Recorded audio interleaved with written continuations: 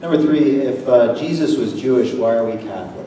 When did this happen? That's a good question. You know, we get this a lot, and in fact, we are, quote-unquote, fulfilled Jews. That's what we are. We really are. And if you look at some of the most revered traditions of the Jewish people, they really are wonderful traditions that it might behoove us to keep. I had the best of both worlds in seminary. I had a professor who was a priest who had been a rabbi and taught at yeshiva in Jerusalem for 17 years. And so when he taught us the prophets, he taught with his eyes closed, by the way. He was like a prophet himself.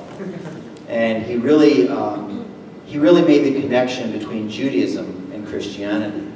So the whole thing about Judaism is they are waiting for a Messiah. The word Messiah is this Aramaic word, Mashiach. And the Mashiach is the anointed one. Anointed means that God says you're the king, you're the one. So when they talk about David as being anointed by God, David was the Mashiach. He was the Messiah. In Greek, they call that the Christos, from which we get the word Christ, from which we get the word Christian. So if Jesus is the Mashiach, the Messiah, the anointed one, he is the Christos, and we follow him, then we are no longer Jews necessarily. We follow the higher order of the Christos, or we are Christians. So yes, Jesus was about as Jewish as you can get. When we think about Jesus and everything he did, we know he went to the temple. How many times in Scripture does it says he was teaching in the temple area? So Jesus essentially went to church on Sundays. We know that he even went to confession to a certain extent, even though he never sinned, because he gave the temple offering just like everyone else. Everyone would give the sin offering, so did he. So you ask the question, Jesus, who is God, why would he give the sin offering like the Jews did? Why would he go to temple every week? He's God.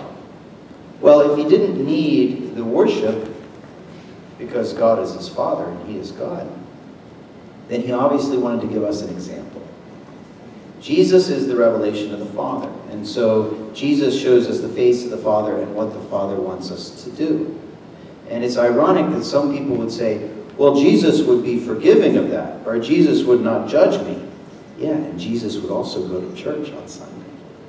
That's important.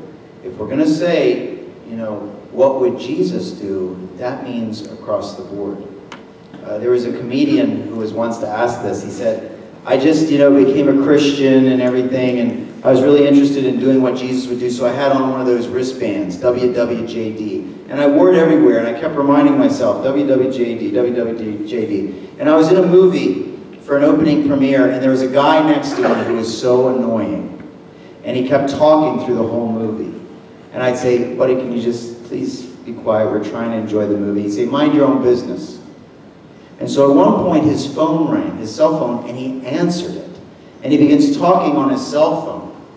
And I said, buddy, could you please put that? He said, mind your own business. Watch the movie. And so I reached over to strangle him. And as I did, my sleeve came back. And I saw that bracelet, WWJD. What would Jesus do? So I set him on fire and sent him to hell. Now, that's not what Jesus would do, exactly, but in other words, we are Christians because we follow Christ. Yes, we are founded on our Jewish faith. We are fulfilled Jews. But, Jesus came about with all these teachings. And what's ironic is he says, do everything they tell you to do, but don't follow what they do. In other words, he didn't come to change the law. He came to fulfill it and really to show us the face of God in that. So yes, we are Christians, but in a sense we're also fulfilled Jews. And it really would be kind of a neat practice to look at some of those ancient traditions of the Jews, whether it's the Seder or any of those other practices, and to incorporate those into our own